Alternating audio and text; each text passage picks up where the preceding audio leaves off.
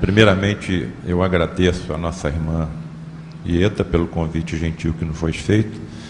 Agradeço a nossa irmã Helena Gazola com a sua diretoria, pelo prestígio da presença, e agradeço a todos os senhores, num sábado, um dia dedicado ao repouso, ao lazer, à família.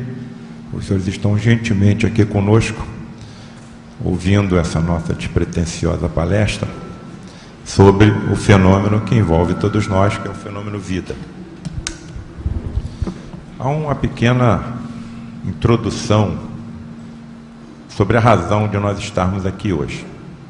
A questão de uns 2 meses, a doutora Helena foi convidada para participar de um evento comemorativo ao aniversário, 68º aniversário do Hospital da Aeronáutica. E ela foi convidada a fazer uma palestra sobre o tema aspectos científicos e espiritualistas da morte. E ela passou a incumbência para a minha pessoa. A surpresa para nós foi grande, porque é uma instituição hospitalar, é um encontro científico, e que nós fomos convidados para falar sobre aspectos espiritualistas. Não era de se esperar no encontro científico de médicos que alguém fosse falar sobre espiritismo, sobre aspectos espiritualistas da morte. Muito bem. E então nós nos aprofundamos no assunto, não somente na continuidade da vida, que para nós a morte não existe, mas também sobre a vida nos seus aspectos de origem, de evolução, de finitude e de continuidade. Desde criança eu fui habituado à leitura. Leio 2, 3 livros, 4 ao mesmo tempo. E isso foi incentivado pela criação que eu tive. E tive a sorte de, ao longo da minha vida, ter contato com 2 homens extraordinários.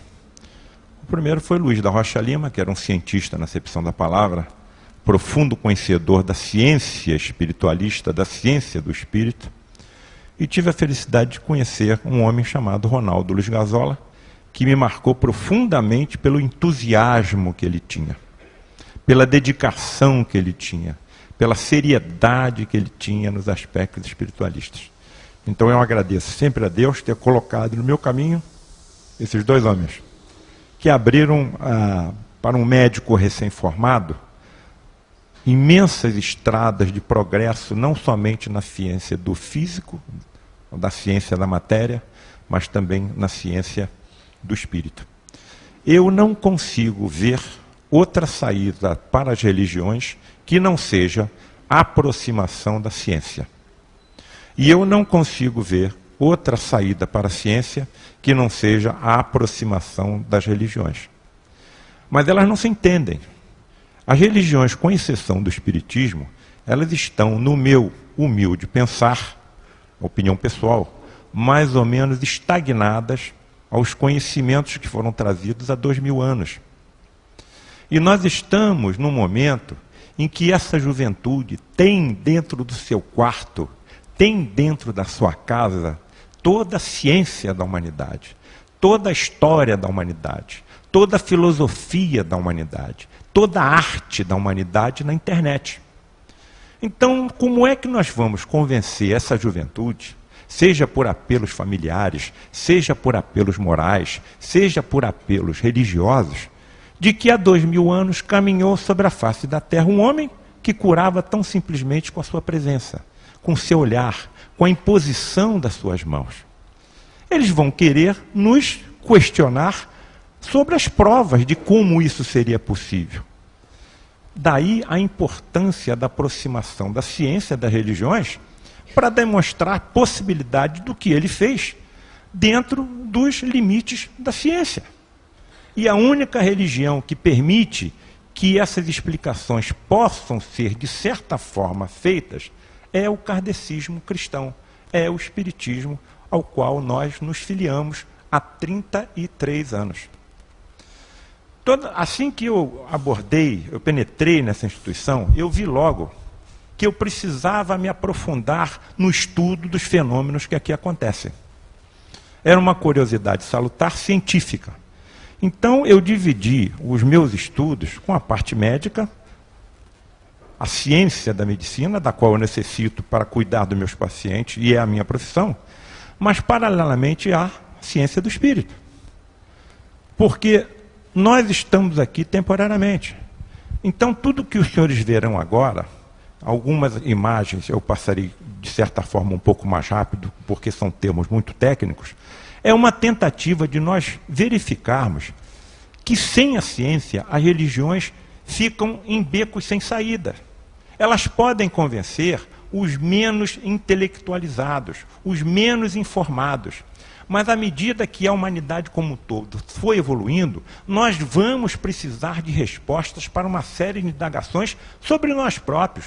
Quem somos, de onde viemos, para onde vamos, de que é que somos constituídos, qual é a espécie, qual é a natureza dessa energia que dá vida aos nossos corpos. Então, essa é uma tentativa, eu espero que eu alcance os objetivos que me foram pedidos, de nós esclarecermos um pouco esses pontos, que vai nos ajudar como um todo na evolução eterna que espera os nossos espíritos. Muito bem, pode passar a primeira projeção. Os senhores estão vendo aqui que nós dividimos esse tema em 4 etapas: a origem, a evolução, a finitude e a continuidade. Já na origem, nós vamos observar uma coisa extremamente curiosa e intrigante. Pode passar o próximo. O próximo, por favor. Os primeiros seres vivos teriam surgido na Terra e foram chamados de coacervados. Isso data na incrível idade de 3 bilhões e 500 milhões de anos. A partir de uma evolução lenta e gradativa de compostos químicos presentes no nosso planeta. Isso chama-se geração espontânea. Mas começa a curiosidade, começa a estranheza já nessa primeira informação. Como é que essas substâncias químicas poderiam ter, ao acaso, se reunido e constituído um ser vivo? Ao acaso.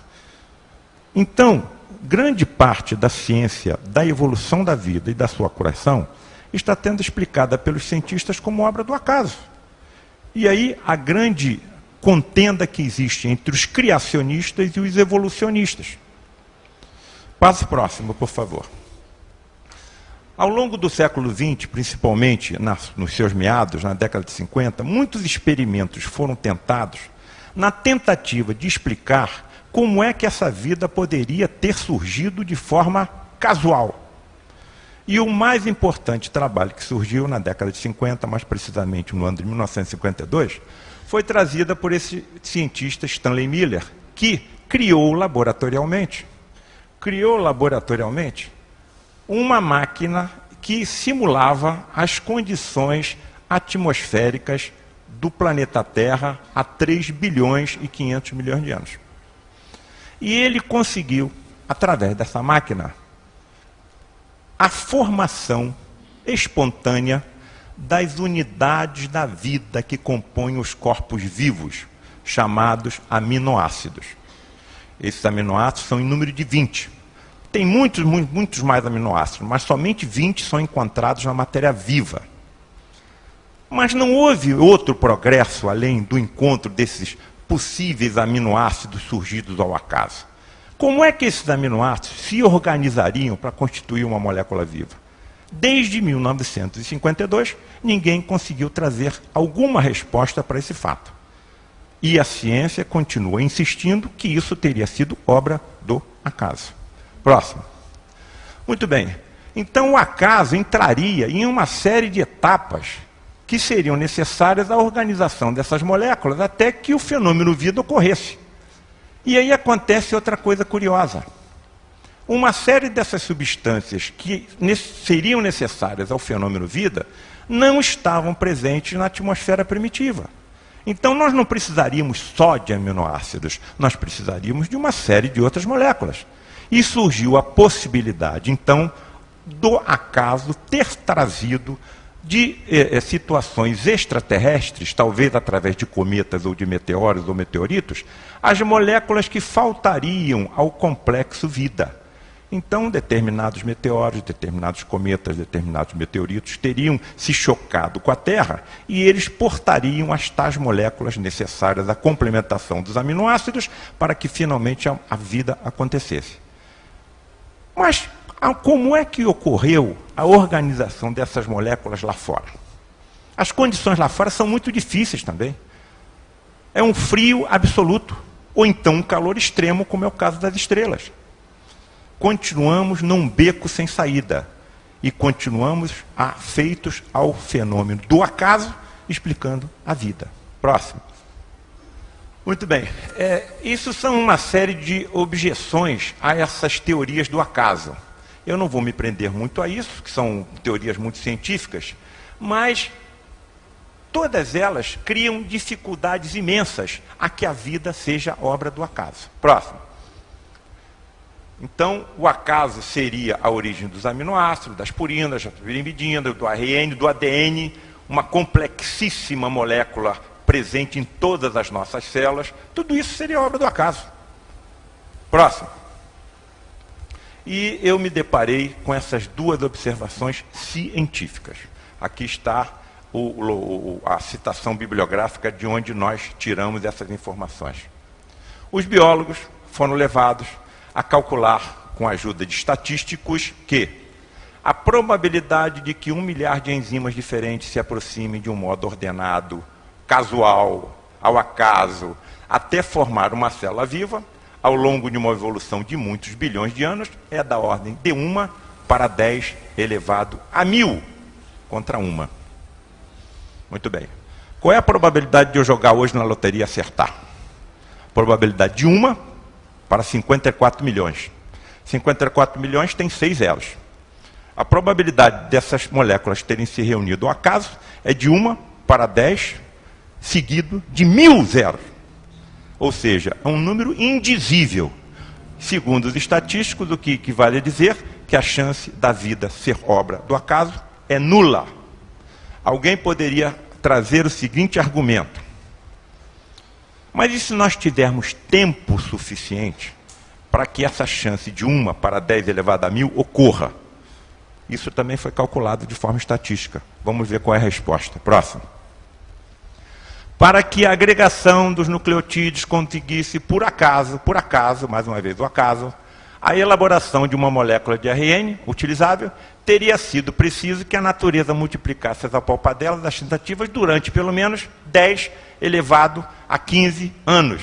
10 elevado a 15 anos. Ou seja, durante 100.000 vezes mais tempo do que a idade total do nosso universo.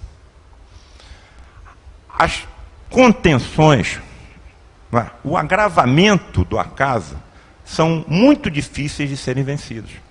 Nós não somos obra do acaso. E aí eu volto à questão inicial. Se nós não somos obra do acaso, quem é que nos criou? A resposta é única. Todas as religiões dão. Deus. O que é Deus? Não sei. No estágio evolutivo em que nós estamos, só podemos ter uma concepção. Ele existe. E é um ser infinitamente inteligente, infinitamente justo e infinitamente bom. Além disso, não há condições, eu pelo menos pessoalmente, de caminhar mais além. Próximo. Vamos sair um pouquinho então da origem da vida, que estamos num beco sem saída, a não ser que nós adotemos os ensinamentos espiritualistas, as informações que nos chegam do plano espiritual através das comunicações mediúnicas, não é? Aí nós teremos um clareamento maior a essas dúvidas nossas sobre a origem da vida. Vamos ver o que é que está acontecendo em relação à evolução. Os criacionistas dizem que a vida foi criada há 6.000 anos. Os evolucionistas dizem que a vida foi criada há milhões de anos e vem evoluindo. Qual é a minha opinião, mais uma vez pessoal? Estão certos os criacionistas quando dizem que a vida foi criada. Estão errados quando dizem que ela foi criada há 6.000 anos, porque o estudo dos fósseis demonstra o contrário. E os evolucionistas estão certos dizendo que a evolução ocorreu. Acho que estão errados quando dizem que essa evolução ocorre ao acaso. Muito bem. Então vamos ver em que eu me baseio. Próximo. Aqui nós temos o Darwin, conhecido de todos, não é? A teoria darwinista da metade do século XIX, de que todos os seres vivos descendem de um ancestral. Todas as espécies evoluem e os indivíduos componentes de uma mesma espécie diferem entre si. E na luta pela existência, os mais bem adaptados ao meio deixam um maior número de descendentes, o que acelera uma seleção natural. Os cientistas dizem que, de todas as espécies de seres vivos que já aconteceu na Terra, somente resta 1%. 99% das espécies se extinguiram. Muito bem. O Darwin não conhecia os trabalhos de Mendel. Ele não sabia que existiam genes, não sabia que existiam as mutações. Então ele dizia, com os recursos que ele tinha científicos na ocasião, que o acaso é que era responsável por essas mudanças. E essas mudanças aconteciam dentro de uma mesma espécie. Vou dar um exemplo. Vamos supor que nós sejamos acometidos ou atingidos novamente por uma era do gelo. E que algum de nós gere algum filho que apresente a pele mais espessa. Evidentemente, essa criança vai ter mais resistência ao frio do que nós. E mais resistência ao frio do que todas as outras crianças. E essa característica, ela transmitirá aos seus descendentes. Com o tempo, já que a idade do gelo vai se agravar, vai se acentuar, sobreviverá somente aquele que tiver a pele mais espessa. Isso é seleção natural. Era isso que Darwin verificou que acontecia. Mas ele não pôde ir mais além em decorrência da dificuldade de pesquisa que ele tinha na metade do século XIX. Nem a célula ele tinha condições de observar com atenção. Muito bem. E aí chega Mendel, próximo. Com a chegada do Mendel, surge a teoria neodarwinista, ou seja, que ao acaso, novamente nosso amigo acaso, essas alterações ocorreriam pelas mutações existentes nos genes. E essas mutações existentes nos genes aconteceriam ao acaso. Os genes são responsáveis por todo o nosso corpo físico. O nosso corpo físico são constituídos por unidades chamadas proteínas. Em cada célula nós somos constituídos aproximadamente por 40 mil tipos diferentes de proteína. E quem é que dita a formação dessas proteínas? O gene. Se o gene sofrer uma modificação, a proteína também vai se modificar. E essa proteína pode ser errada ou pode ser certa. Muito bem.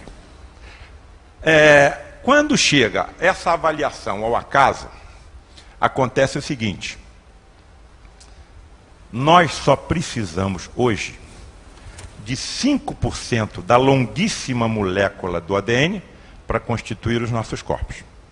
Se nós só precisamos de 5%, para que é que serve os outros 95%? A resposta vem dos próprios cientistas. À medida que nós continuarmos evoluindo, um comprimento maior da nossa molécula de ADN também será aproveitado. E os homens do futuro terão uma constituição física mais perfeita do que a nossa. Por exemplo, eles poderão ter uma visão noturna, como que acontece com alguns animais. Eles poderão captar sons que os nossos ouvidos hoje não conseguem captar, mas o cão consegue. E assim por diante. Nós vamos abordar esse aspecto um pouquinho mais adiante. Próximo. E chega então, cai no nosso colo, determinadas coisas que só aqueles que são kardecistas entendem. Você passa 2 ou 3 vezes por um trabalho e aquele trabalho não chama a sua atenção. Na 4ª vez que você passa pelo mesmo trabalho, alguma coisa parece que toca a tua mente. Estuda melhor esse ponto. Veja com mais atenção o trabalho dessa cientista. Nós não sabemos por quê. E aí nós vamos nos aprofundar, como aconteceu exatamente o que eu estou relatando, com o trabalho dessa pesquisadora francesa, doutora Anne d'Ambricourt-Malassez. Ela é diretora do Museu de Paleontologia de Paris. O que essa mulher fez? Observem o que essa mulher fez. Ao longo de 10 anos, ela percorreu todo o mundo estudando o maxilar de fósseis pré-humanos, de símios, de grandes macacos e de pré-humanos, como Sapiens e Australopiteco. A intenção dela era estudar só o maxilar. Mas quando ela virava o crânio dos fósseis de cabeça para baixo para estudar o maxilar, ela observou uma coisa extraordinária. Em determinadas épocas da evolução, na direção da espécie humana, o osso esfenoide, que é o mais complexo osso do nosso organismo e sobre o qual se apoia o cérebro, sofria inclinações. E ela detectou todas as épocas em que essas inclinações do osso esfenoide acontecem. É o primeiro osso que se forma no embrião. É o mais complexo osso do organismo e sobre quem se apoia o cérebro. E cada vez que essa inclinação do esfenoide ocorria, a calota craniana dos pré-humanos aumentava e com ele a massa encefálica também, o cérebro também. E mais um detalhe, a cada inclinação do esfenoide, os pré-humanos se tornavam mais eretos, caminhavam na direção do caminhar sobre duas pernas.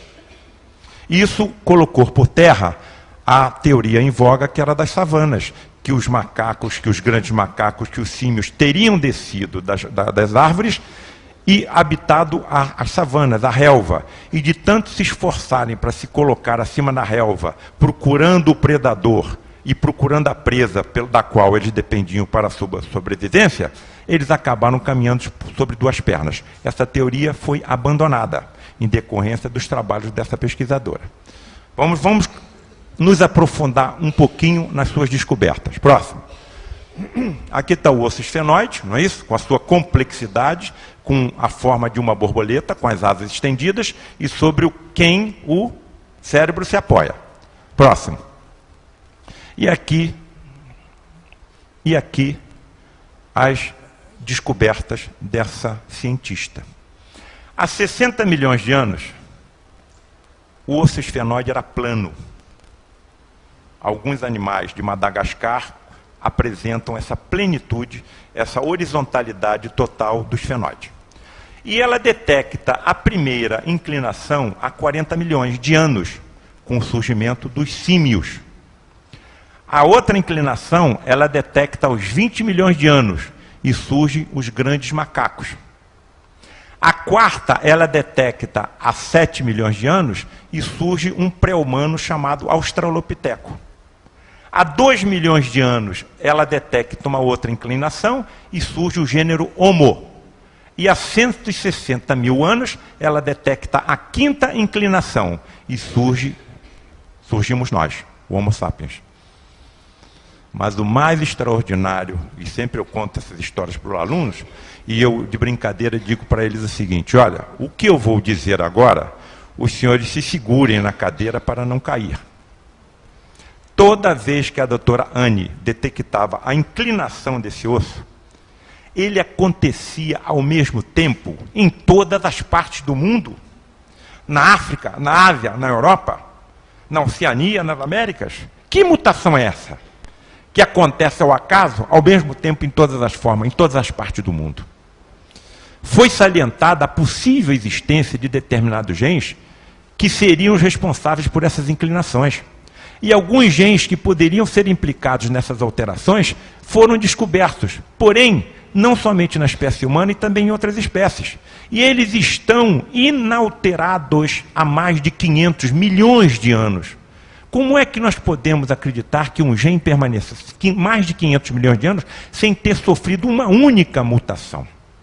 Então salta aos nossos olhos, me permitam eu utilizar novamente, parece que tem alguns alunos meus presentes aqui, eu sempre, quando eu vejo uma coisa muito óbvia, para que eu chame muita atenção do aluno, eu digo o seguinte: salta aos meus olhos, agride a minha fronte, aperta o meu nariz, puxa a minha orelha.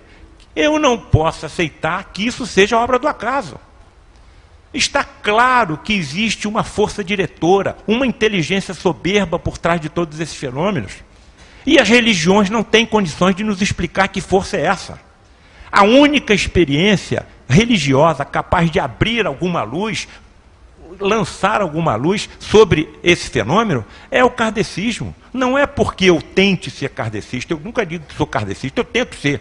O kardecista tem que policiar o próprio pensamento. Eu ainda não consegui policiar o meu próprio pensamento. Se eu chegar agora em casa e tiver com a vaga do meu carro ocupada, eu vou me aborrecer. Se algum motorista distraído bater na traseira do meu carro ou simplesmente encostar, eu não vou conseguir me controlar. Se eu não consigo me controlar a mim próprio, como é que eu posso dizer que eu sou um kardecista? Estou muito longe disso. Talvez eu esteja no início da estrada, mas eu estou muito longe de me considerar um kardecista cristão. Então, isso tudo que está acontecendo na natureza, essa evolução, não pode ser obra do acaso, porque as evidências contra isso são muito fortes. É o que a ciência diz que são evidências empíricas. O que é uma evidência empírica? Evidência empírica é aquilo que você não consegue provar no laboratório. Mas as evidências estão tão fortes que você não pode negar. Isso é uma evidência empírica. E existem muitos exemplos desses na natureza, e eu vou lhes dar um outro exemplo. Outro mistério intrigante é por que nós somos constituídos da forma que somos. Se eu pegar um espermatozoide, unir com um óvulo e colocar para que ele se desenvolva numa placa de nutriente dentro de um laboratório, eu vou formar um ovo.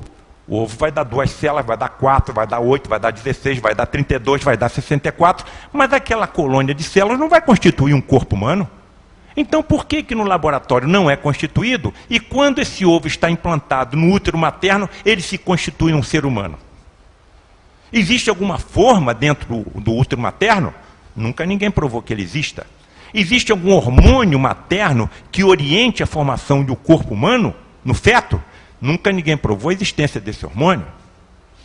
E aí a ciência vem, mais uma vez com as evidências empíricas, e apresenta a solução da existência de corpos ou de campos morfogenéticos. O autor, para quem tiver interesse em entrar na internet, é Sheldrake, um cientista que empiricamente disse que não tem outra explicação. Existem campos extrafísicos, além da física, metafísicos, que moldariam o corpo humano. Bastariam que esses cientistas lessem as obras de Allan Kardec na metade do século XIX, e eles saberiam, então, que no século XIX, Kardec já sabia da existência de uma coisa chamada perispírito, que eles estão chamando agora de campos morfogenéticos. São esses campos morfogenéticos que nós não alcançamos com a tecnologia atual, que moldam os nossos corpos. São esses campos morfogenéticos que são sensíveis a qualquer comportamento nosso, a qualquer palavra nossa, a qualquer pensamento nosso. Daí as deformidades quando nós mal pensamos, como nós mal falamos, quando nós mal agimos, tudo isso fica impregnado nesse envoltório energético perispiritual. Isso vai influenciar as nossas formas futuras. Onde é que estaria, então, diante dessas colocações, a injustiça de Deus, permitindo que um indivíduo que cause a cegueira proposital a outro, nasça numa encarnação futura com uma doença que o leve à cegueira? Existe alguma injustiça aí? Se eu propositadamente tornar alguém paraplégico através de um projetil de arma de fogo que estraçalha sua medula, haverá alguma injustiça divina se eu, em uma encarnação futura, sofrer alguma forma de traumatismo, de acidente, que me transforma também num paraplégico? É importante que eu passe pelas mesmas experiências nocivas, maléficas, né, de sofrimento que eu fiz outros passarem. E aí você vai encontrando uma lógica, uma razão na nossa existência. Quero ser amado? Amo. Não quero ser maldito? Então não vou falar mal de ninguém. Se eu quero ser perdoado, eu tenho que perdoar. De onde deduz-se que um dos ensinamentos básicos do kardecismo cristão é que, e das religiões de um modo geral, é que a semeadura é livre, mas a colheita é obrigatória. Próximo. E nós entramos então no fenômeno morte. Esse eu não tenho solução no momento para explicar o que eu vou dizer. Vamos supor que eu decida doar os meus órgãos para transplante de alguém que necessite quando eu passar pelo fenômeno morte. Eu quero doar o meu pulmão, eu quero doar o meu coração, eu quero doar o meu fígado, eu quero doar o meu rim. A ciência hoje não consegue saber exatamente quando o indivíduo está morto e quando ele não está. Se ela não consegue ter exatidão nessa resposta, como é que nós vamos nos basear, ou vamos nos basear em quê, para extrairmos um órgão de alguém que nós consideramos morto? Eu vou colocar para vocês o que a ciência hoje acha. Próximo. Muito bem. Ela se baseia numa coisa chamada morte encefálica. Porém, esses conceitos foram elaborados por uma comissão de notáveis, que foram 10 médicos da Universidade de Harvard, que se reuniram em 1968. Nós estamos em 2010. Essa comissão se reuniu em 1968. E são esses parâmetros ainda que vigoram até hoje. Porém, pode passar o próximo. Quando eles apresentaram esse trabalho, baseado em 600 casos estudados, e foi publicado numa revista altamente respeitada, que é a revista JAMA, a revista médica, de agosto de 68, não foi dito que desses 600 casos que morreram e que foram considerados com morte encefálica, 5 se recuperaram. Então, como é que nós podemos aceitar hoje esses conceitos? Eu lhes confesso que eu não tenho uma posição firmada, principalmente depois que nós nos aprofundamos nos estudos do problema da morte dentro do espiritismo. Onde é que, definitivamente, o espírito se liberta do corpo? Isso, para mim, ainda é uma dúvida. E eu não tenho vergonha nenhuma de declarar isso, de confessar isso, porque realmente não encontrei ainda um ponto em que eu possa me basear. Quando é que eu vou considerar alguém morto, a fim de que eu possa extrair do seu coração? Isso está criando alguns problemas já em algumas partes do mundo, como por exemplo na Escócia, em que alguns anestesistas estão se recusando a atuar sobre indivíduos que receberão órgãos de doadores que poderiam, de certa forma, ainda serem ressuscitados. Uma das formas que eles se conseguem essa ressuscitação é através de uma técnica chamada técnica de hipotermia. Antigamente, sabem em que eles se baseavam? Na parada do coração.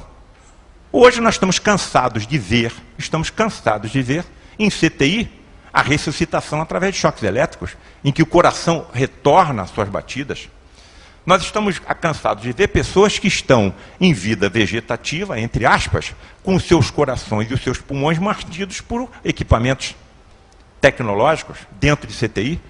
Então, volto a repetir, ainda não tenho uma ideia formada em relação a quando nós temos autorização para a retirada de órgão de alguém.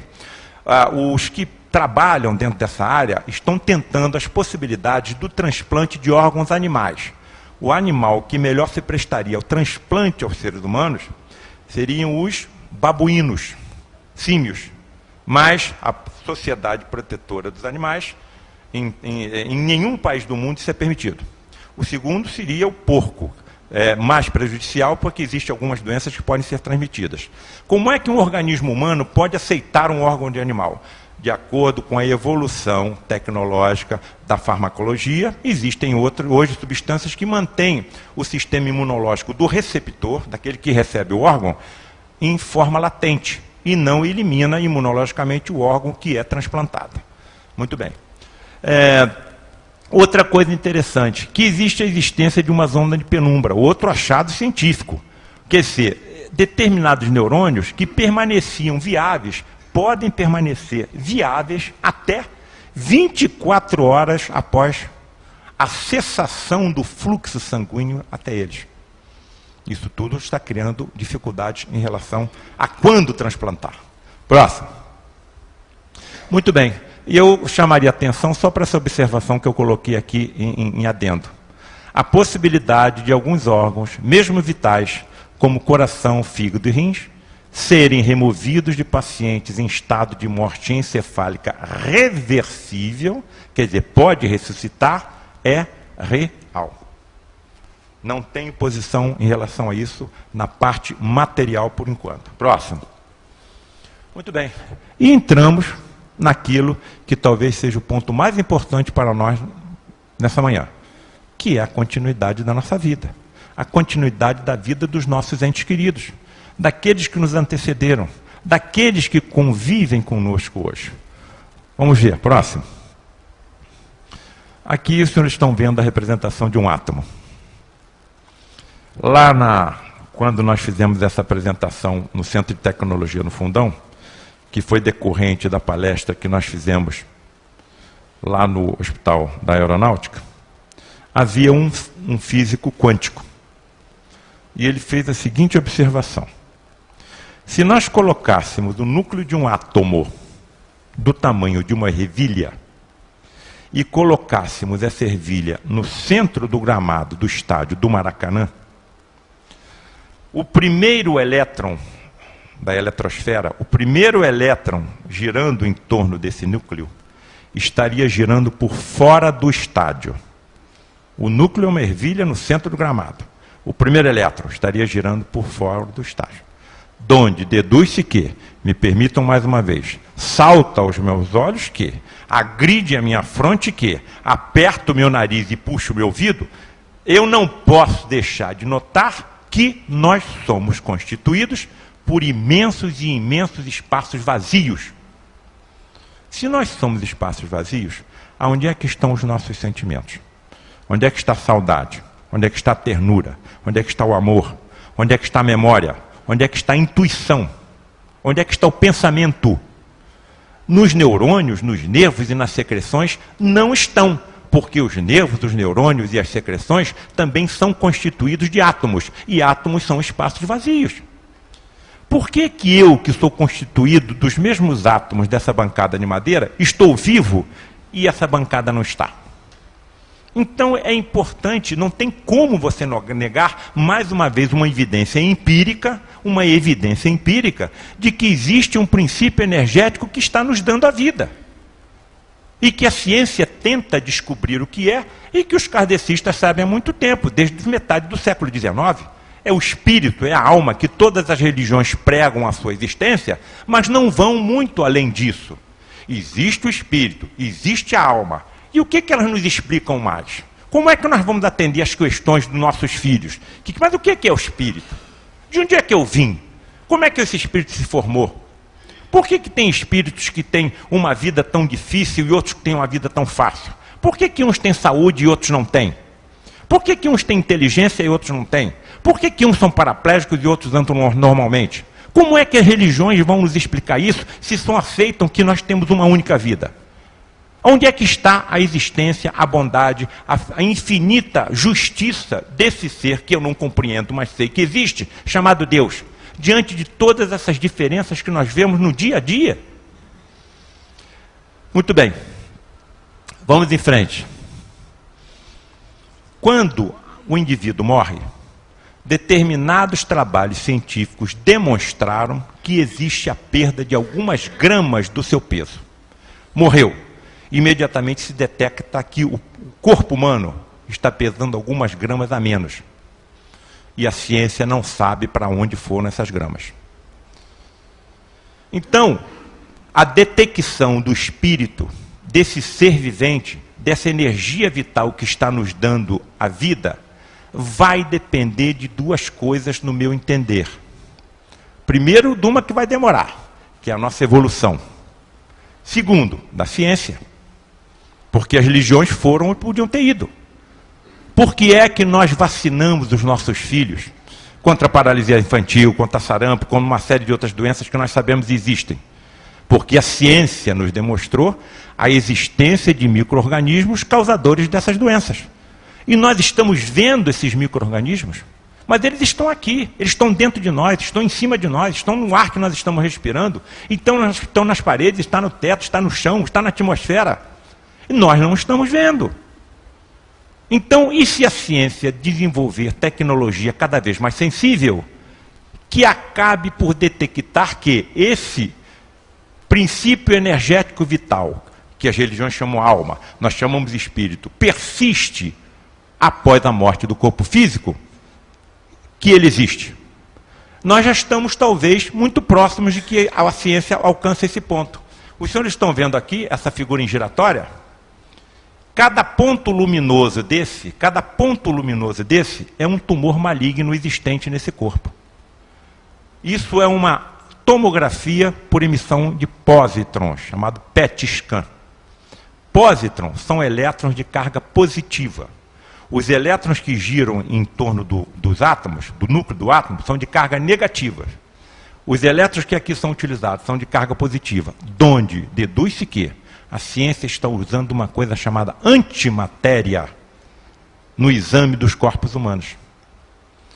Então, à medida que nós formos chegando a um desenvolvimento tecnológico cada vez mais sensível, é provável, já que o perispírito tem uma composição semimaterial, que a ciência alcance o desenvolvimento de tecnologia sensível capaz de detectar a existência do espírito, ou a sobrevivência após a morte do corpo físico. Vai ser muito interessante se a nossa geração alcançar essa época, vai ser muito interessante nós verificarmos qual vai ser o pensamento de um assassino. Qual vai ser o pensamento daquele que desvia a verba da merenda escolar? Qual será o pensamento daqueles que têm o poder das verbas públicas e as desviam do saneamento básico, da saúde, da educação? Então eu volto a repetir o que eu falei no início. Eu não vejo outra saída para a maioria das religiões que não seja o apoio da ciência. A ciência precisa vir em socorro das religiões e as religiões precisam ter humildade de aceitar essas colocações, porque se não fosse por Galileu, a Igreja Católica, dos nossos irmãos católicos, estaria pregando até hoje que o Sol gira em torno da Terra, quando na realidade nós sabemos que não é isso que acontece. A outra porta de alcance da detecção da sobrevivência do espírito é o desenvolvimento do ADN. A criação de proteínas cada vez mais perfeitas, mais sensíveis. E isso é objeto de estudo em grandes laboratórios de grandes potências. Eles estão estudando a possibilidade da telepatia em laboratório científico. Eles estão estudando a possibilidade da premonição. Eu estou falando de ciência ou estou falando de mediunidade? Por que eles estão, vou só dar 2 exemplos, por que eles estão preocupados na descoberta desses fatores sensoriais que nós não possuímos hoje? Por exemplo, em um astronauta. Porque a velocidade das naves no futuro será tão rápida que se ocorrer um defeito na maquinaria não tem tempo de corrigir. Mas e se esse astronauta for treinado no sentido mediúnico ou sensitivo da premonição? Ele vai perceber um defeito que ainda não ocorreu antes que ele ocorra. A outra tentativa de evolução nessa área é a telepatia, porque as comunicações dessas naves será cada vez mais difícil conforme elas forem se afastando da base. Se uma nave tiver a altura de Marte, um alô dado por um astronauta em Marte demorará 8 ou 10 minutos para chegar à base na Terra. Enquanto que pela telepatia, essa comunicação é instantânea. Mas para que essa evolução ocorra, ou seja, que nós sejamos cada vez mais aperfeiçoados, caminhando na direção da perda da materialidade e aumento da nossa espiritualidade, vai demorar. Porque a evolução não dá saltos. Ou seja, ela dá saltos. Ela progride em grande parte de forma contínua. De repente ela dá um salto. Foi o que aconteceu com as inclinações dos fenóides. Então nós podemos, do homem do futuro, ter superpoderes que nós estamos longe de alcançar e que nós vemos acontecer aqui, por exemplo, nas reuniões de materializações, em que eu vou tocar a seguir, em que nós temos a oportunidade de conversar com esses que já perderam o corpo físico, mas que continuam existindo e que através dos fenômenos de ectoplasmia conseguem formar durante algum momento num corpo igual ao nosso e que nós todos que estávamos presentes nessa reunião os vemos. E aqueles que, de certa forma, estão mais próximos do ciclo de energia do médium, mais próximo à cabine mediúnica, podem até com eles conversar. E quem mais que se materializam nessas reuniões? Médicos. E eles vêm nos ajudar a tratar os nossos pacientes. Não é qualquer paciente que nós levamos nessas reuniões. Eu não vou levar para uma reunião de materialização um indivíduo que está com uma apendicite aguda. Eu vou operar o apêndice dele. Eles vêm nos ajudar nas doenças que nós ainda temos dificuldades, principalmente cancerosas. E mesmo que nós não consigamos proporcionar a cura completa daquele organismo tomado por uma doença que nós, como médicos, sabemos que é incurável, só a experiência daquele indivíduo, daquele irmão, daquele enfermo, daquele doente, em ver um espírito materializado, já transforma singularmente a sua forma de observação da própria doença. A psicologia traçou 5 etapas daquele que recebe a notícia de que tem uma doença fatal. A primeira reação, quando nós recebemos essa notícia, é de negação. Essa história não é minha, esse exame está errado. Trocaram o nome desse exame, dessa biópsia. Eu não estou com câncer. Eu não tenho metástase nenhuma. A segunda é de raiva. Ele reage energicamente contra a família, contra o médico que lhe deu a notícia. A terceira é de barganha. É curiosa essa. Ele passa a ter atitudes que ele nunca teve. Ele passa a ser mais paciente, ele passa a ser mais caridoso, ele passa a ser mais atencioso, como uma tentativa de negociar a saúde com essa divindade que nós não compreendemos, mas sabemos que existe. A quarta etapa é da depressão e a quinta etapa é da aceitação. Talvez nós possamos comer etapas, saltar etapas e aceitar com mais naturalidade. Com mais naturalidade. Essa questão das doenças, principalmente dos tumores, eu aprendi há muito tempo com um homem chamado Luiz da Rocha Lima. Rocha Lima, afinal de contas, e isso está confirmado inclusive nos livros de Ramatiz. Ele tinha uma pinta no rosto, ele sempre me apontava, você está vendo isso aqui? Isso é um sinal de que a qualquer descuido eu vou ter um câncer em cima dessa mancha. Mas aí, doutor Rocha Lima, por que as pessoas têm um câncer? O câncer é uma forma de purificação do espírito. Purificação do espírito, doutor Rocha Lima? Dá para o senhor me explicar um pouquinho melhor? Sim, à medida que os tumores malignos vão desenvolvendo, eles vão removendo impurezas que estão no perispírito, em decorrência das atitudes, das palavras e dos pensamentos equivocados de encarnações passadas. Bom, tudo bem, tem uma explicação lógica.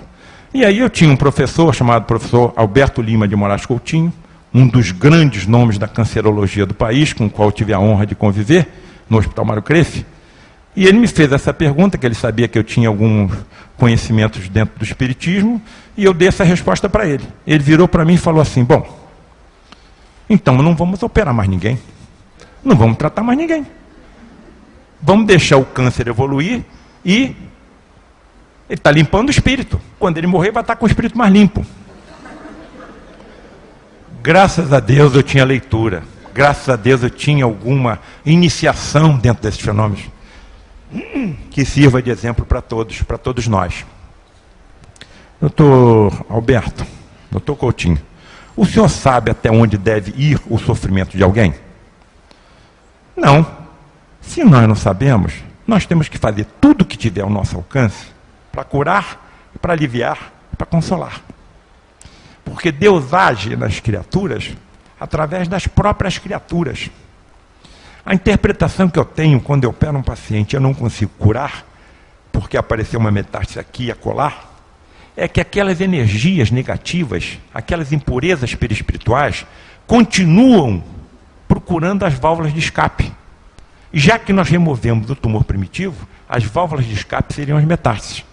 Como eu não sei até onde deve ir o sofrimento de alguém, eu tenho que, como médico, fazer tudo que estiver ao meu alcance para curar, para aliviar, para consolar, para esclarecer, Às vezes eu sou abordado por famílias de pacientes, sabendo que nós pertencemos a esse grupo maravilhoso, que querem esclarecimento do porquê. Por que que meu filho, há pouco tempo, estou eu trocando um curativo no Hospital Evangélico, o nome já está dizendo tudo. E aí, era uma senhora que tem, uma líder evangélica que tem um programa evangélico numa das rádios. Eu estou trocando curativo e tem um enfermeiro gago me ajudando, que também é evangélico. E essa senhora está tentando me converter, Vamos, amigo, eu sou explica, eu levo o senhor no meu programa. Aí chegou um ponto que, por mais que nós tenhamos paciência, ainda somos humanos. Eu perguntei assim, dona Julieta, a senhora já ouviu falar num exame chamado tomografia? Já, sim, senhor. Ressonância magnética? Já, sim, senhor. Ultrassonografia? Já, sim, senhor. A senhora podia me explicar, dentro da sua crença, dentro do seu Deus, o seu Deus é perfeito? Claro que é perfeito. Infinitamente justo, inteligente e bom.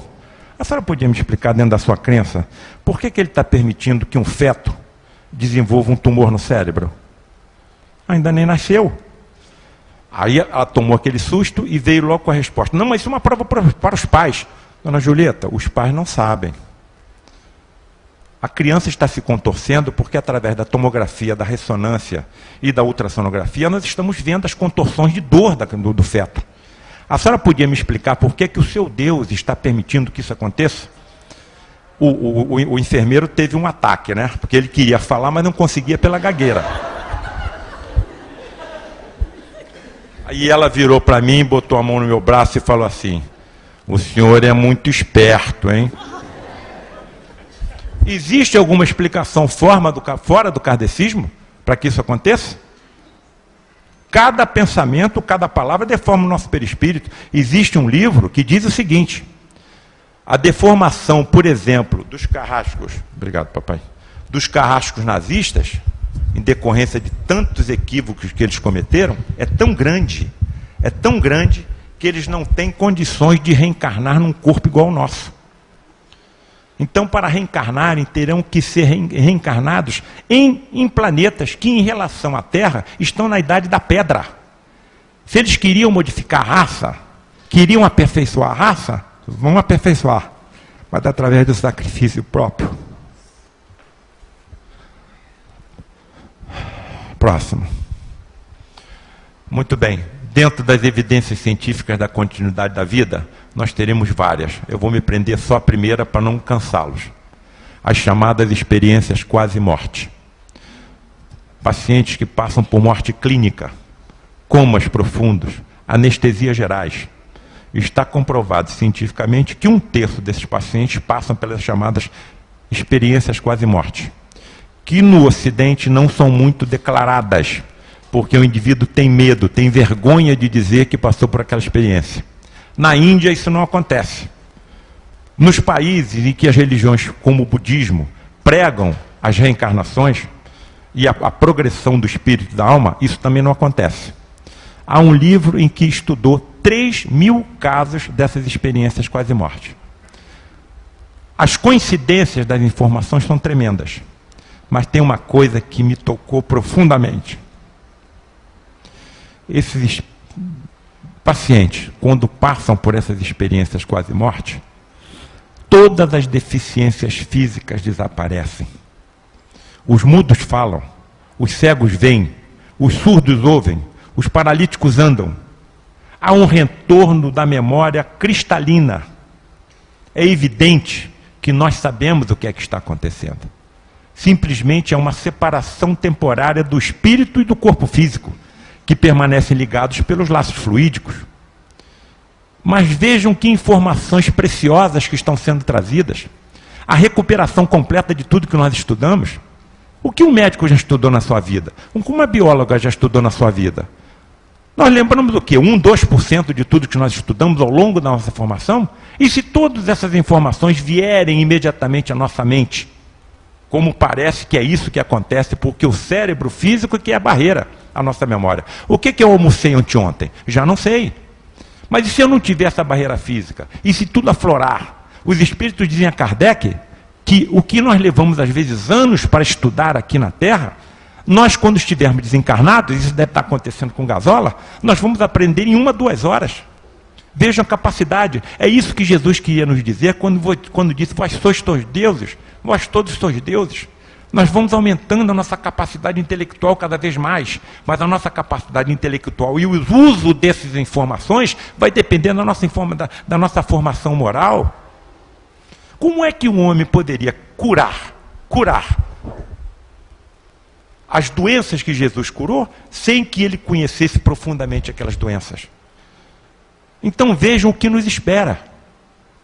Nós estamos no caminho de nos tornarmos um dia, na noite dos tempos, cristos planetários, governando um planeta inteiro, com toda a sua humanidade, encarnada e desencarnada. Eu não consigo governar nem no meu próprio corpo. Eu sei que meu coração está batendo. Eu sei que as ondas peristálticas no meu tubo digestivo estão empurrando o bolo alimentar para frente. Eu sei que eu estou sendo percorrido por imensas correntes elétricas através do meu sistema nervoso. Eu comando isso? Eu percebo isso? Como é que eu vou chegar ao nível de comandar um próprio planeta, com a sua humanidade encarnada e desencarnada? Isso é um Cristo planetário. E eles ainda dizem que existem espíritos mais evoluídos do que o próprio Jesus, responsáveis por miríades de constelações, que eles estão sob o governo espiritual de cada um deles. Isso é uma pergunta que sempre me fazem. Mas então existe um Cristo planetário? Existe. Esse Cristo planetário é responsável, inclusive, pelo equilíbrio atmosférico do planeta, pelas condições atmosféricas e geológicas? Sim, o Cristo planetário também, com as suas falanges, com as suas legiões de espíritos evoluídos que obedecem às suas ordens. E vem a pergunta fatal. Se existe um espírito considerado Cristo planetário, por que ele deixa que aconteça um tsunami? Por que ele deixa que aconteça um terremoto? Uma enchente? Porque nós temos duas atmosferas. Nós temos uma atmosfera psíquica e temos uma atmosfera física. A atmosfera psíquica é formada pela constituição, é formada pelo conjunto do que nós pensamos. Então, o que nós pensamos cria uma aura extrafísica em torno de nós. Qual deve ser a atmosfera psíquica de um planeta onde são cometidos por ano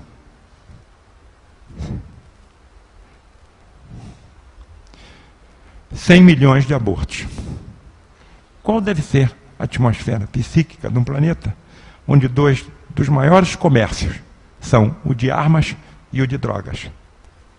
Qual deve ser a atmosfera psíquica de um planeta onde somente a última guerra ceifou 60 bilhões de vidas, com desdobramento da orfandade, com desdobramento das mutilações, da viuvez?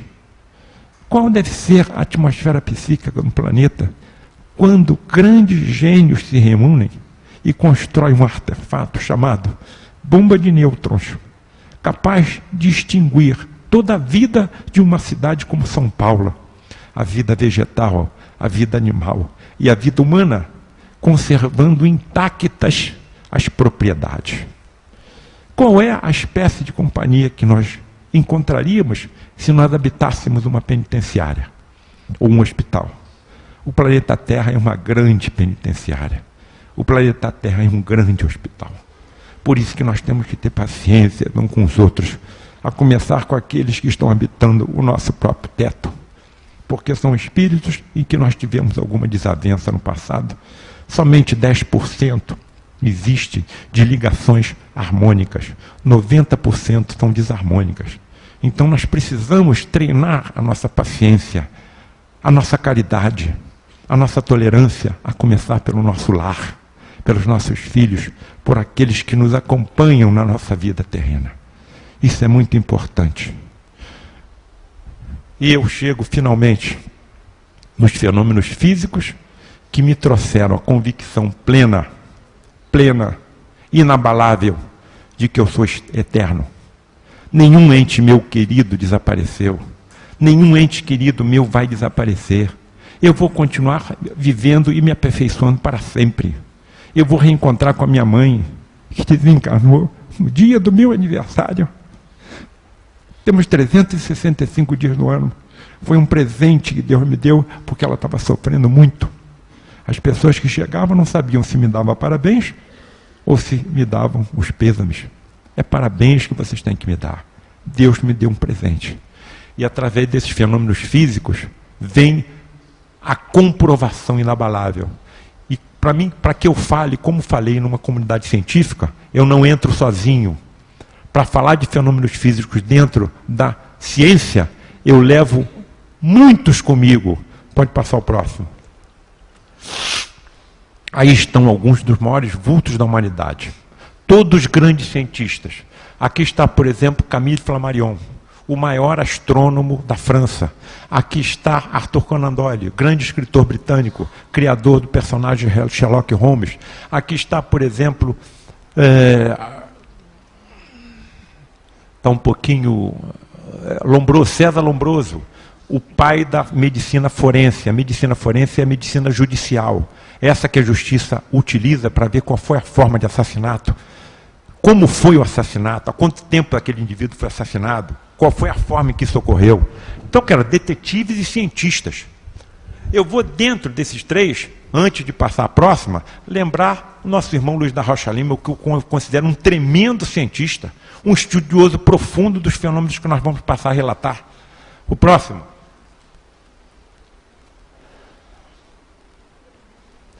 Retiro 3 desse conjunto. Se hoje nós podemos fazer transfusões sanguíneas, é graças ao trabalho desse homem, que descobriu as substâncias anticoagulantes. Senão não podia ter transfusão sanguínea. Por isso ele ganhou o Prêmio Nobel de Medicina. Eu chamo, para me ajudar, Charles Richer, que foi o descobridor da resposta anafilática. Se não fosse por ele, nós teríamos terríveis problemas na manutenção dos nossos pacientes que apresentassem reações alérgicas. Por isso ganhou o Prêmio Nobel de Fisiologia. E trago um dos maiores cientistas da humanidade, que foi o William Crookes, descobridor dos raios catódicos, do elemento tálio, do estado radiante da matéria. O que é que esses homens e aqueles que eu mostrei anteriormente estudaram e descobriram? Que há determinados indivíduos que entram num estado de catalepsia profunda. Desmaiam. Muito raros, mas existentes. Convivemos com vários deles aqui. E quando eles estão nesse estado de catalepsia profunda, eles começam a expelir pelos orifícios naturais do corpo um fluido energético que o Charles Richer batizou com o nome de ectoplasma. Sai de forma vaporosa, se liquefaz e se plastifica. É uma substância tão misteriosa e tão intrigante que ele é maleável ao próprio pensamento. É por isso que é muito difícil os fenômenos de materialização no mundo. Primeiro, são médiuns muito raros. Foram perseguidos terrivelmente durante a Inquisição porque eram taxados como feiticeiros. E a Inquisição os prendia e os matava. E é um tipo de mediunidade de sensibilidade que é profundamente relacionada com a genética e é transmitida para gerações futuras. Se você dizima uma geração inteira, não tem transferência para gerações futuras, ou tem de forma rara. Segundo, é muito difícil o desenvolvimento de um médium desse tipo. São muito sensíveis. A sorte dos que aqui estão é que encontraram pela frente, o Gilberto, por exemplo, aos 6 anos de idade, um homem chamado Luiz da Rocha Lima, com conhecimento profundo de todos esses fenômenos e com uma potencialidade moral assombrosa.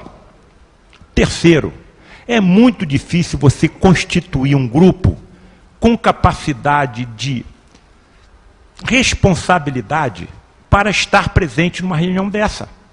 Porque se o próprio pensamento afeta a energia, se nós não tomarmos muito cuidado, acontece uma catástrofe.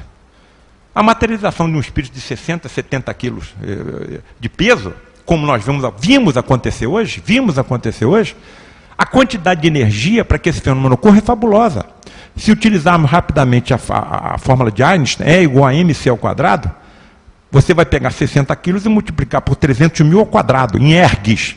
Um pesquisador gaúcho calculou que essa energia daria a materialização de um espírito de 60 quilos para iluminar um estado do tamanho do Rio Grande do Sul por 160 anos. Como é que esses espíritos controlam essa energia?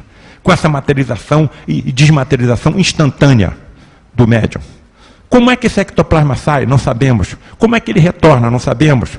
Como é que ele impregna o perispírito da entidade que vai se materializar? Não sabemos. Nós estamos mergulhados em imensos mistérios. Mas estamos na mesma situação em que os discípulos de Jesus estavam. Porque não entendiam nada do que ele fazia, mas testemunhavam o que ele fazia. E são os testemunhos dele que chegaram até nós 2000 anos depois. Nós estamos presenciando, estamos testemunhando. Rocha Lima escreveu 8 livros, editados pela Livraria Tereu, que é especialista em livros técnicos de medicina. E nós também estamos presenciando. Eu estou com um livro pronto, entendeu? Está sendo passado para computador, chamado A Face Oculta na Medicina. E eu coloco uma série de acontecimentos que nesses 33 anos que eu estou aqui, eu passei, as minhas experiências próprias. Vamos ver o que acontece. Está sendo estudado para ver o que é possível. Muito bem. E vejam, por exemplo, o trabalho desse homem, William Crookes. Pode passar o próximo. Essa é uma fotografia que vocês vão encontrar em qualquer site da internet, mostrando um espírito materializado. Vocês vejam que as formações são humanas. O William Crookes chegou a fotografar o espírito materializado e a médium ao mesmo tempo. Cat King, a Florence Cook era médium, uma menina de 15 anos. O William Crookes montou o seu laboratório na sua própria residência. Será que na própria residência dele haveriam portas secretas, alçapões, em que alguém pudesse penetrar e se vestir de branco? A característica que nós vemos nas materializações é quase sempre essa. Os espíritos vêm envoltos em mantos brancos, de tecidos confeccionados também com ectoplasma. São esses mantos brancos que deram origem no passado às histórias de fantasmas cobertos por lençóis. Não existe nenhuma mágica, não existe nenhum mistério, não existe nenhum milagre. Simplesmente são leis físicas e químicas que a nossa ciência ainda não alcançou, mas que alcançará. E aí a medicina vai se basear em tudo isso. O médico do futuro não vai precisar do raio-x, do ultrassom, da tomografia, da ressonância. Os seus próprios sentidos mediúnicos vai permitir com que ele vasculhe o interior do corpo dos seus pacientes. E com essas energias que esses espíritos que aqui se materializam utilizam, é que ele vai tratar os seus pacientes. Isso não pode ser feito agora, da noite para o dia. O que é que nós faremos com todas essas indústrias que empregam milhares e milhares de empregados, construindo equipamentos de raio-x, de ressonância, todos voltados para a medicina? Então, essas alterações, essas mudanças serão paulatinas, e não de um dia para o outro. Próximo. E aqui, a fotografia conseguida pelo Dr. Luiz da Rocha Lima, do médium Ivan, expelindo pelos seus orifícios naturais do corpo o ectoplasma. Uma das fotografias raríssimas. E foi conseguida aqui no grupo de Frei Luís. Outra informação preciosa, nós somos um grupo espírita comandado por entidades católicas. Frei Luís, Frei Leonardo, Padre Isabel. Nós é que nos dividimos em religiões. Para Deus não existe divisão. É um único rebanho com um único só pastor. Nosso Senhor Jesus Cristo. Próximo. E aqui a entidade que nos acompanha há tantos anos, acompanhou Gazola, continua ensinando a Gazola. E tem também os seus superiores, que é João Pedro. Esse espírito está materializado. Isso aqui não é um médium. Pode passar pela mente de alguém, mas se as reuniões são feitas no escuro, por que no escuro? Pela mesma razão que você não podia revelar uma chapa fotográfica na luz. São reações químicas que necessitam da ausência da luz. E os fótons, tanto os artificiais como os naturais, afetam o ectoplasma. Se nós vemos a entidade no escuro, é porque elas têm luz própria, aparecem como astros. A luminescência em determinadas reuniões é tão forte que nós não conseguimos encarar a entidade, nós temos que desviar o olhar. E o que mais me espanta é a humildade. Certa ocasião, eu não sei se Helena sabe, Gazola sentava ao meu lado na cabine e chegou uma dessas entidades com uma luminescência enorme. E depois nós viemos a saber que se tratava do Estevão, o primeiro mártir do cristianismo, morto por ordem de Saulo a pedradas. E essa entidade penetrou na cabine, chegou diante de mim e de Gazola, e numa atitude inesperada, se ajoelhou. Eu fiquei impassivo, e quando saiu da reunião, eu ainda, meio tonto, virei para o Gazola e falei: Gazola, que entidades são essas? Nós é que tínhamos que estar rastejando aos pés deles. Eles chegam na nossa frente e se ajoelham. Será porque nós somos médicos? E o que tem isso? Tem milhares e milhares e milhares de médicos no mundo, ou milhões. Por que somos nós que estamos passando por essas experiências? Será que nós estamos sempre preparados para a medicina do futuro, que será baseada na ectoplasmia? Como é que Jesus cuspia na terra, formava um cataplasma e aplicava na vista do cego e ele voltava a ver? Será que era saliva ou que era ectoplasma que sai da boca do médium? Será que ele estava usando o seu próprio ectoplasma? Quando eu escrevi isso no livro, estava escrito no livro à mão. Chegamos na reunião de sábado, o Frederico chegou perto de mim, sem eu tocar no assunto, virou para o Paulo César. A energia que Jesus utilizava vinha direto do Pai Celestial, é diferente da minha. Então ele sabe o que é que eu estou escrevendo, e ele me corrigiu.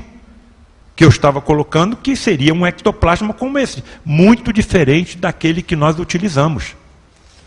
Então eu tenho, assim, experiências poderosas. Como é que ele, por exemplo, se ele está aplicando a luz no enfermo, eu tive a oportunidade de perguntar ao Frederico materializado, mas como é que você está alcançando os órgãos que estão no interior do paciente com a tua luz? Você está vendo o órgão? Eu vejo o interior dos corpos como se pele não tivessem. Então você tem visão do raio-x? Tenho. E como é que você sabe o que é uma célula doente de uma célula que não é? Pela vibração. Você está vendo as células vibrarem? Estou. Então você tem visão microscópica? Tenho. Aonde vai parar isso? E eu tomei a coragem, aí você começa a ser impulsionado pela curiosidade científica, e eu pergunto, Frederico, você está conseguindo ver o átomo? E ele responde com humildade, os espíritos mais evoluídos que eu conseguem alcançar o átomo na visão. Vejam onde que nós estamos envolvidos. A nossa responsabilidade. Quem é que nos trouxe para cá? Frei Luís da Rocha Lima. Quais são os seres humanos que estão tendo a experiência que esses que estão aqui sentados estão tendo durante todos esses anos? Eu estou aqui há 33 anos. Será que eu estou há 33 anos sofrendo alucinações? Se eu fosse alucinado, eu poderia ser um cirurgião? Deixar que pessoas se entregassem a mim, dormindo? Próximo, por favor. Onde é que estão esses espíritos? Faltam 1 ou 2 slides só. Onde é que estão esses espíritos enquanto não estão aqui materializados? A própria ciência nos responde. Aqui está um dos maiores físicos da atualidade, eu já li todos os livros dele. Aqui está um átomo. Verificar o seguinte, obrigado, que em determinados momentos, os elétrons que estão girando em torno do átomo desaparecem.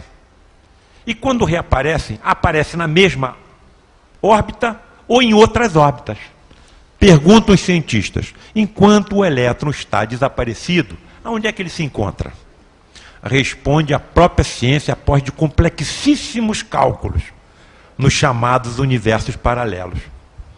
Universos paralelos? Mas como é que um leigo que não é físico pode entender o que seja um universo paralelo?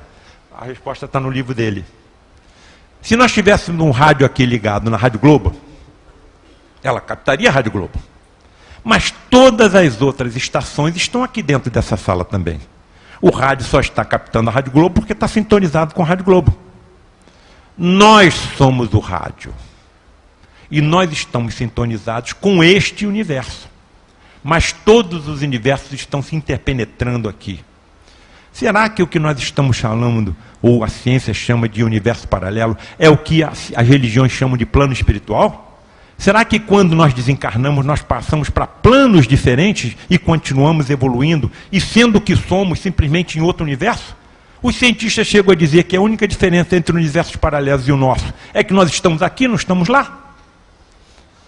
Vejam aqui, a que nível vai a penetração, mais uma vez lembrando, a necessidade das religiões aceitarem a ciência. Próximo. Aqui estão uma representação, né, simbólica dos chamados universos paralelos. Próximo. E aqui as minhas conclusões finais, sobre tudo que eu lhes trouxe essa manhã. Primeira conclusão. A alta complexidade do universo da própria vida, eu não vou colocar para os senhores sugere. Eu coloquei sugere porque eu estava falando lá no Centro de Tecnologia no Fundão e no Hospital da Aeronáutica, para pessoas que não têm a formação que nós temos, o conhecimento que nós temos. Então não é sugere.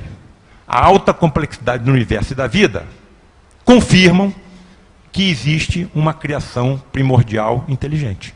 Nós não somos obra do acaso e nem o universo é uma obra do acaso.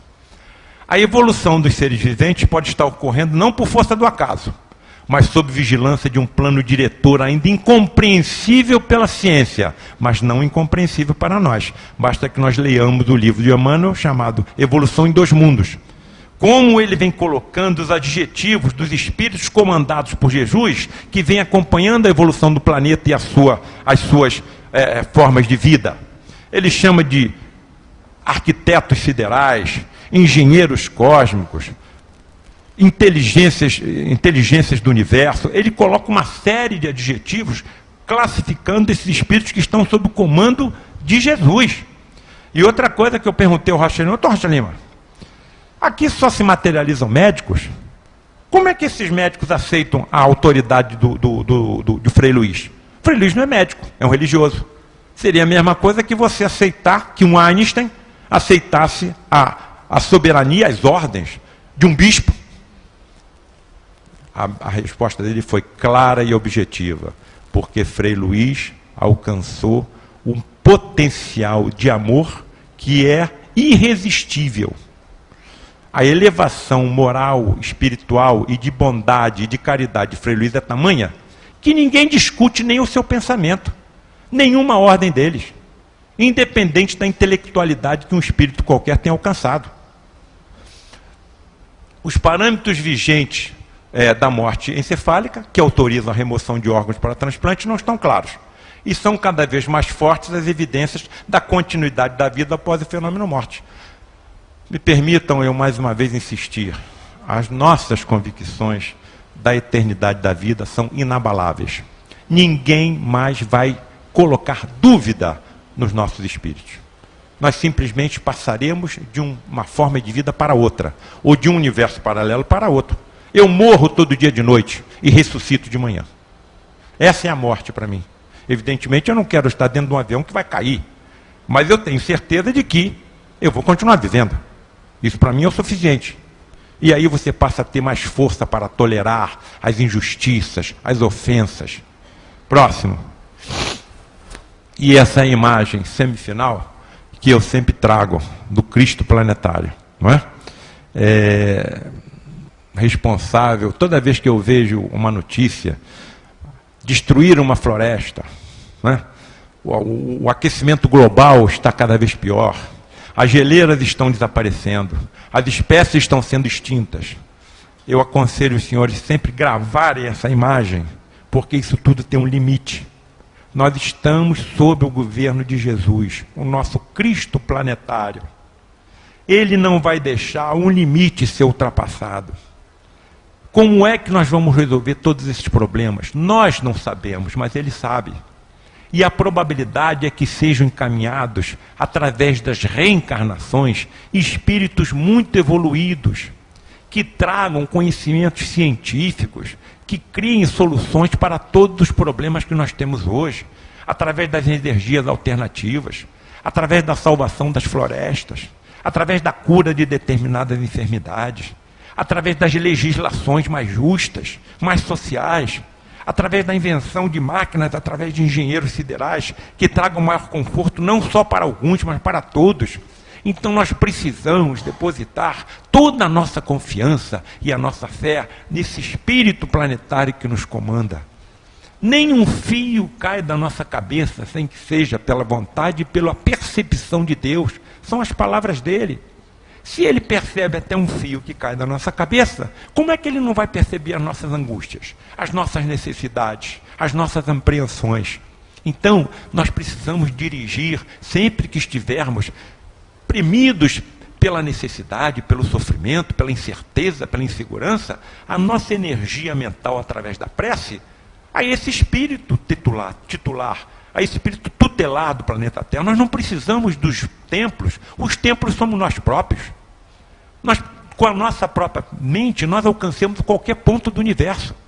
Então é a Ele que... E não devemos pedir que a solução nos seja apresentada.